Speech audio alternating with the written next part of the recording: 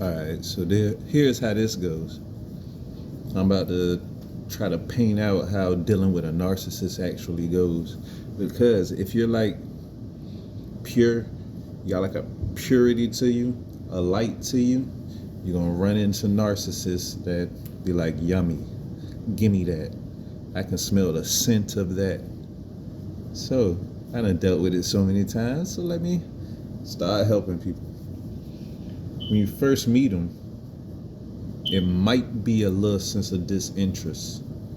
But as soon as you start to engage and they smell what's going on, it's going to be a bunch of like love bombing, a bunch of affection and attention and stuff like that, in whatever way it may come. It all depends on, say, a narcissist.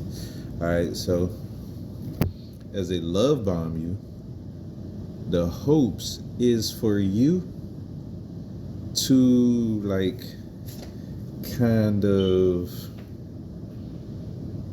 get a veil put over your eyes and be like, oh, this person fucks with me, this person cares. Okay.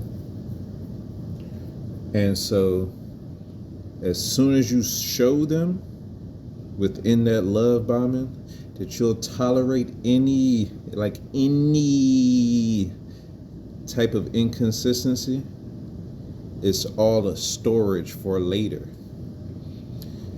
It's like a even ebb and flow of like love and like taking advantage. It'll start out up here, this is love, this hand is love. It'll start out here as love, and this hand is just like taking advantage.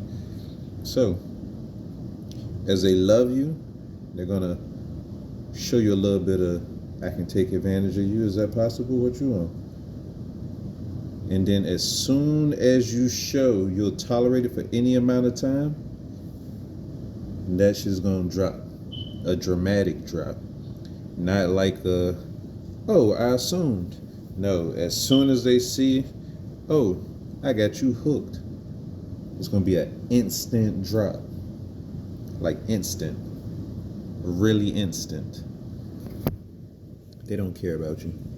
You have something that they want, whatever that may be, which is also very specific to every narcissist. Whatever the fuck it is they want, as soon as they recognize that, it's going to be, how much inconsistency will you still give me what I want? And I can like eat that, you know? And so as they do that, once they see they have your mind invested, your heart invested, your soul invested or something, it's gonna then start to turn into, okay, just to put it as something like very simple, I'll make it simple. Say for instance, you like to eat cheeseburgers. I don't know, I'm trying to make it simple. Say you like to eat cheeseburgers. It'll be a one random day where said narcissist will do something like, out of nowhere, they'll say something like, I love cheeseburgers. I wish you loved cheeseburgers as much as me. You ain't shit because you don't love cheeseburgers as much as me. And then in your head, that makes no sense. Because in your head, your first initial thought is going to be, huh? I eat cheeseburgers every day. Why are you saying that? That makes no sense. What? They feed off of that. Because once you engage into the nonsense, it's like gaslight central. They have you at that point. As soon as you feed into the engagement of the gaslighting, it's over. It's going to be a whole bunch of stuff that makes no sense. No sense. And so then, as said narcissist who loves cheeseburgers recognizes like that fucks with you, they're gonna go find flying monkeys, you know, and tell them all about how you ain't shit because you don't like cheeseburgers and they love cheeseburgers, and It's so disrespectful how you could have a disdain for cheeseburgers. And they're going to harp on that. They're going to preach that. They're going to preach that to these flying monkeys. How you don't love cheeseburgers as much as them, so you're worthless. And so then if any of that gets back to you, your first initial thought, if you got any type of rational sense, is going to be, huh? I love cheeseburgers. Why is this person running around telling people I don't love cheeseburgers? I don't understand that. Why would you even believe that from this person that you've never seen eat a cheeseburger? You've seen me eat cheeseburgers. What? What's wrong with you?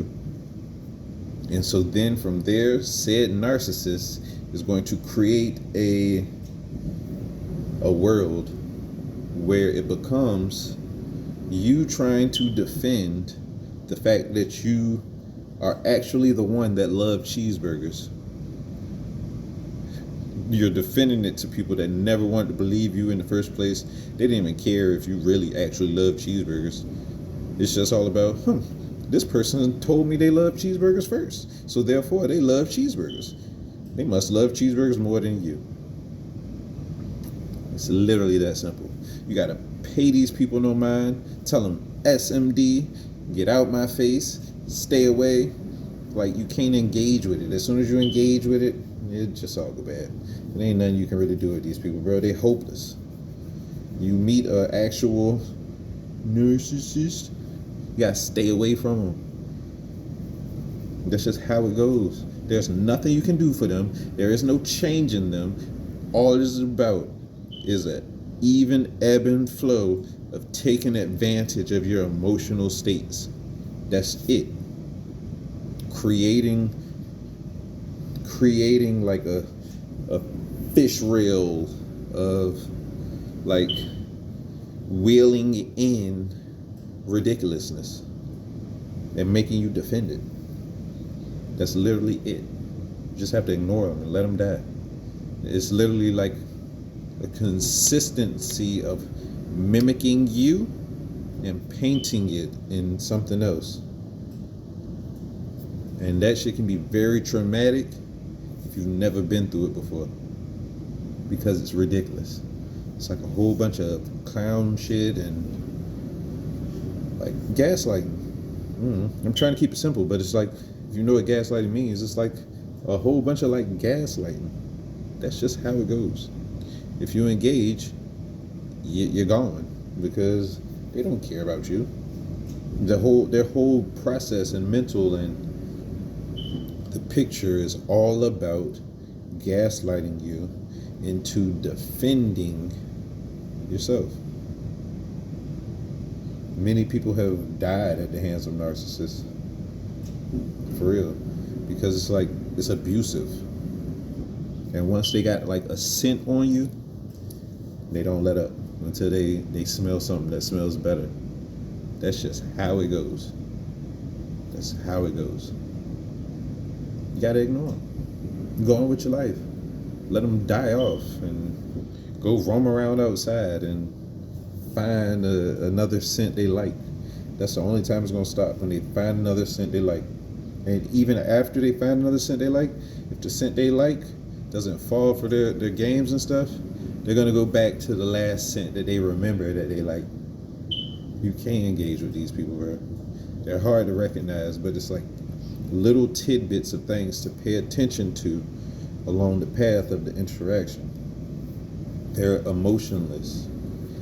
In the beginning, it'll be an absorbent amount of like love and like respect and things of that nature. It'll be like beyond a normal amount. And they'll even potentially tell on themselves to you to make it like a situation of like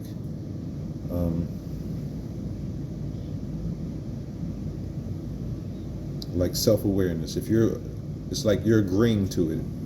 They tell on themselves so that if you engage, it's like you agree to it. That's how they rationalize it in their mind. It's like, okay, I told them, I warned them, but they're not going to straight up tell you, I'm a narcissist, this is what I'm doing. It's more so going to be things like, you know, like they'll tell you, oh, this person started acting like you as soon as you left them. They'll say something like that to you, and in your head you'll be like, what? What are you talking about? But that's them telling you, as soon as you try to leave them, they're gonna become you. That's what they do. They have no soul. They're vampires. Narcissist abuse is real. I've dealt with several in my life. Several. Because, for the most part, I kinda am a pretty unique person, you know. Any type of situation I'm involved in, I have like a specific, distinct, unique aura about me. And so, like, narcissists love me, bro. They love me. It is what it is. I'm just trying to pass this information on into the next person.